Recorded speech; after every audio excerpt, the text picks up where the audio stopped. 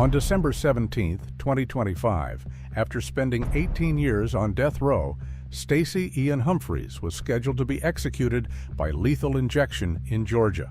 In this video, we'll uncover what happened, his last meal, and his last words.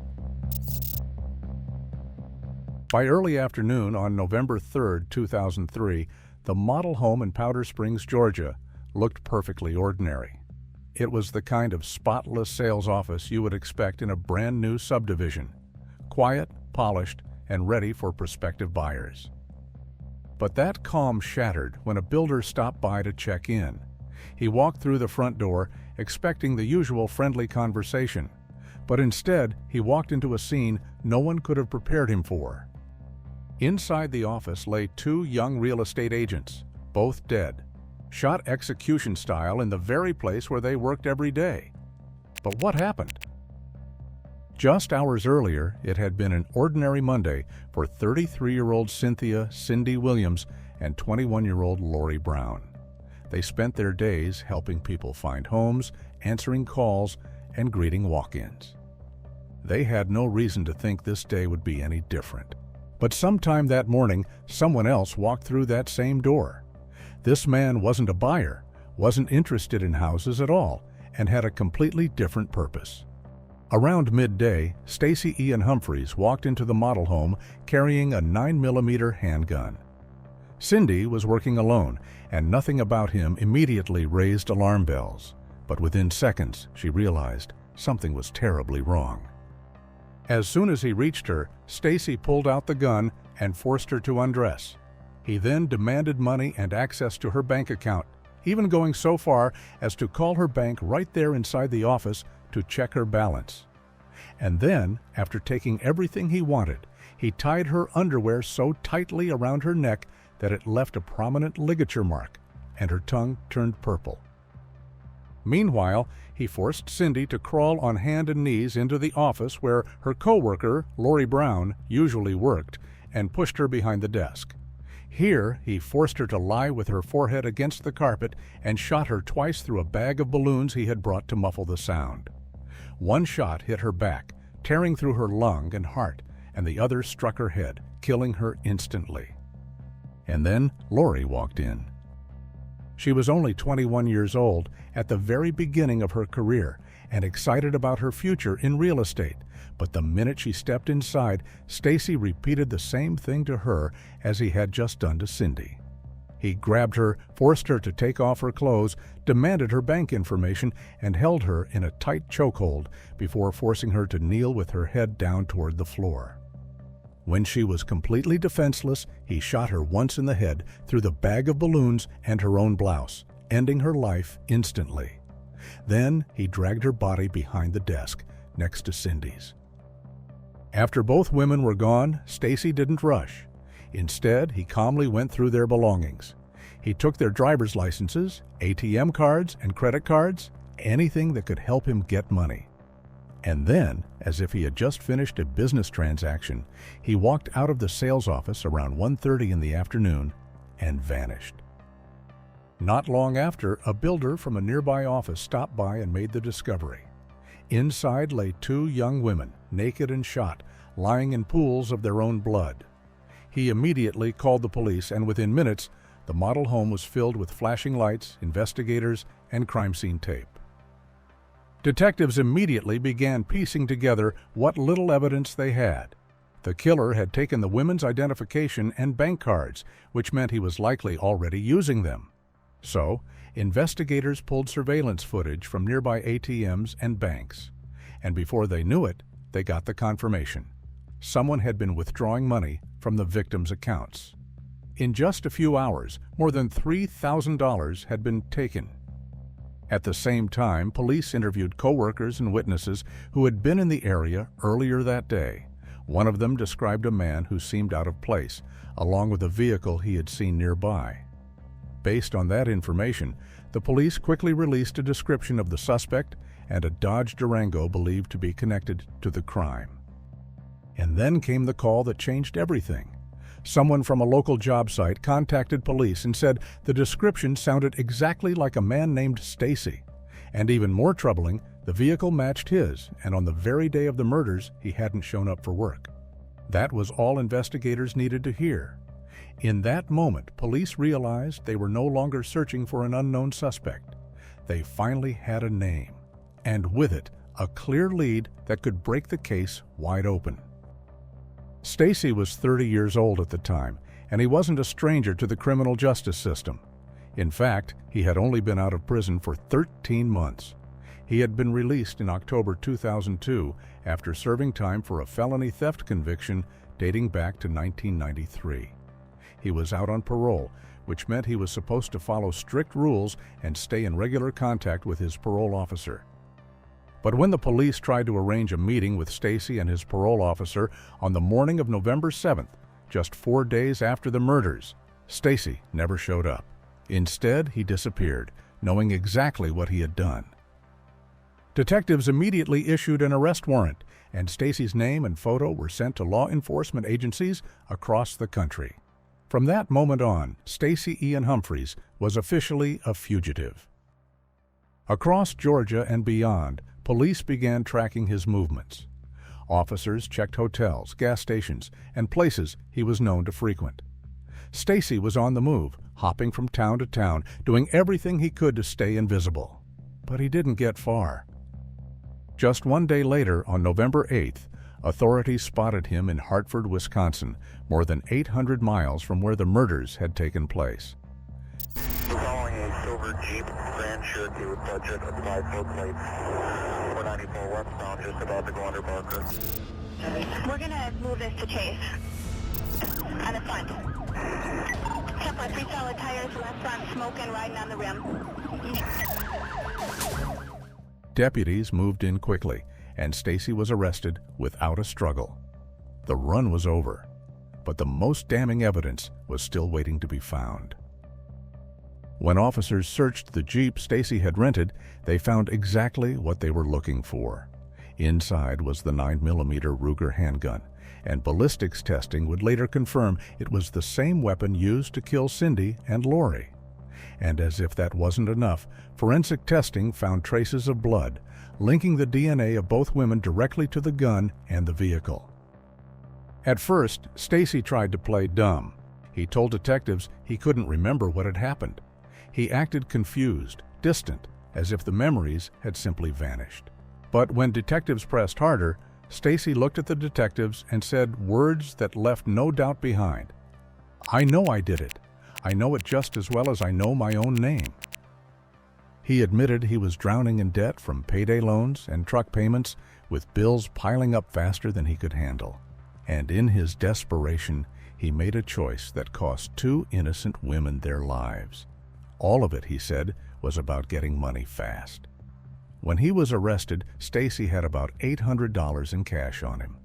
And during questioning, he admitted that he had already spent another $565 of the stolen money on his Dodge Durango and transferred $1,000 to his own bank account. By then, the case was impossible to deny. Investigators had the weapon and even a confession to spending the stolen money.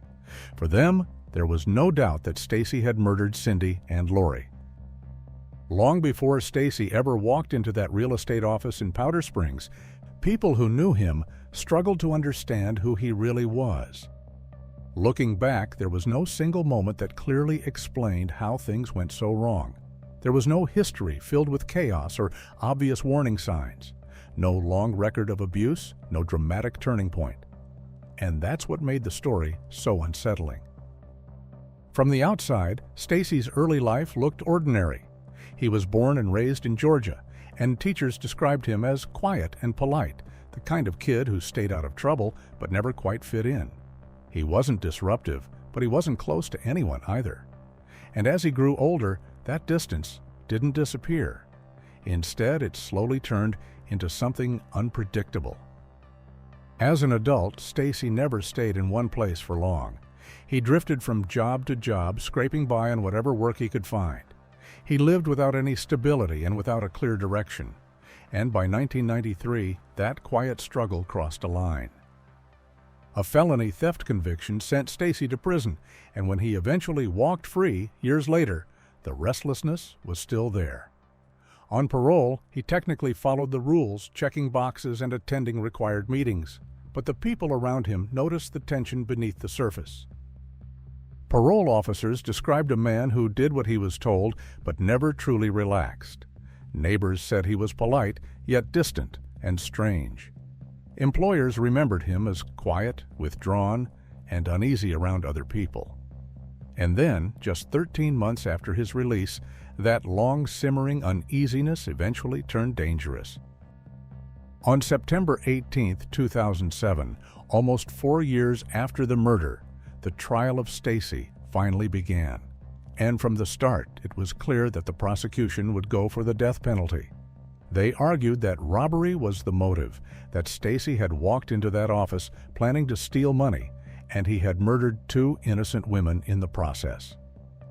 They presented the ballistics evidence, the DNA, the bank transactions, and Stacey's own admission that he had spent the victim's money, that he had shown no mercy, no humanity, and because of that, he deserved the ultimate punishment. The defense didn't deny that Stacey was responsible. Instead, they argued that he couldn't remember his actions on the day of the murders. According to the defense, Stacey suffered from memory lapses and couldn't recall his whereabouts or what he had done, but this was a weak argument, and the jury saw right through it. On September 26, 2007, a week after the trial started, the jury returned with their verdict. He was guilty on all counts: malice murder, felony murder, aggravated assault, kidnapping, and armed robbery. But the trial wasn't over. Now came the sentencing phase, where the jury would decide whether Stacey would spend the rest of his life in prison or be sentenced to death. Under Georgia law, a death sentence required a unanimous jury vote. If even one juror voted against it, Stacey would automatically receive life in prison without the possibility of parole. Stacey tried to explain pieces of the crime, tried to soften what had happened inside that sales office. He told investigators he couldn't remember what happened. He said the day felt foggy, disconnected, like he was moving on autopilot. But when detectives placed the evidence in front of him, the photos, the bindings, the shell casings, the way the bodies were positioned, the proof of what had happened, Stacey didn't push back. He didn't claim someone else was responsible. He never said he was innocent. Instead, he said he didn't understand why he had done it. To prosecutors, those words didn't sound like remorse. They sounded calculated, an attempt to keep control of the narrative even now. And to the jury, that lack of accountability mattered a lot, and they wanted to make sure that Stacey would never walk free again. When the jury returned with their decision on September 30, 2007, it was unanimous. Stacey Ian Humphreys was sentenced to death. In the courtroom, Stacey remained expressionless and silent as the sentence was read. He showed no emotion, no remorse, no reaction at all. Later, the families of the victims spoke. Lori's father told reporters he agreed with the sentence, saying a crime that horrific deserved the harshest punishment possible. Cyndi's sister said the verdict brought a sense of relief, not peace and never closure, but a small measure of justice in the middle of overwhelming grief. But for Stacey, the case was far from over. He did not accept the sentence quietly. Instead, for the next 18 years, he fought to stay alive. Almost immediately, his attorneys began filing appeals, challenging every part of the trial. They argued ineffective counsel, procedural errors, and constitutional violations. But time and again, the verdict stood, and so did the sentence. And then, on October 14, 2025, the final door closed. The United States Supreme Court denied Stacey's last appeal, and with that decision, every legal option was gone. There were no more motions to file, no higher court to turn to, and no delays left to hope for. After years of waiting, everything suddenly moved fast. On December 3, 2025, Chief Judge Ann Harris signed the death warrant. Stacey would die on December 17, 2025. For his final meal, Stacey asked for a feast. He requested barbecue beef brisket and pork ribs, a bacon double cheeseburger, French fries, coleslaw, cornbread, buffalo wings, and even a meat lover's pan pizza. To finish it off, he requested vanilla ice cream and 2 lemon-lime sodas, and he enjoyed every bite. But just 2 days before that end was supposed to come, everything changed. On December 15, 2025, only 2 days before Stacey was set to die, the state of Georgia suddenly hit the brakes. The Board of Pardons and Paroles halted his execution and postponed his clemency hearing indefinitely. And this wasn't a routine delay or a paperwork issue. Something much bigger was unfolding behind the scenes.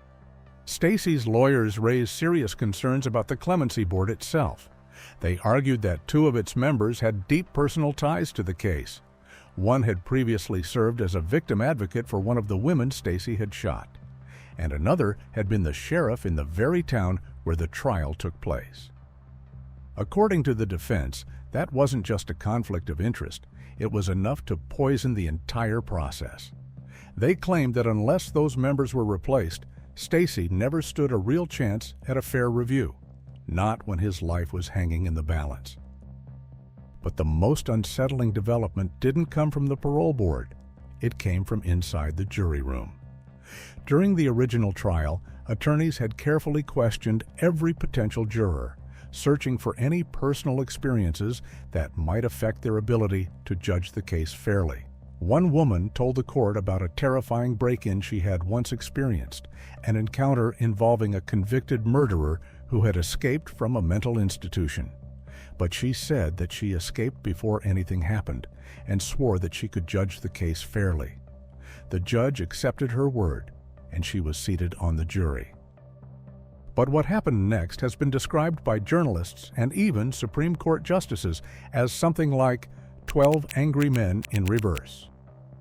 The jury first voted 11-1 for life in prison without the possibility of parole, with Miss Chancey as the lone holdout for death. And then she revealed the truth. She had been raped during that break-in. She told the other jurors she would deliberate forever if that's what it took to secure a death sentence. According to affidavits, she screamed, cursed, berated the other jurors, and pushed the room into chaos, at one point even provoking a juror to punch a hole in the wall. And eventually, the other jurors gave in. They changed their votes, not because they were convinced, but because they felt they had no other way out. In the end, Miss Chancey got what she wanted. Stacey was sentenced to death. Justice Sonia Sotomayor later wrote that her misconduct single-handedly changed the verdict. But despite that powerful assessment, Stacey faced a nearly impossible legal barrier. Under the strict no impeachment rule, juror testimony generally cannot be used to challenge a verdict, even when serious misconduct is alleged. Still, the dissent warned that some situations demand flexibility. They argued that in a death penalty case, stability and finality can never outweigh the Constitution itself, and because of all this, the case is no longer settled. Stacey's execution has now been postponed indefinitely.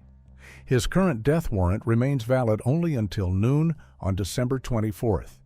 If the state does not carry out the execution before then, prosecutors will have to return to court and seek an entirely new warrant. What do you think? Has justice been served?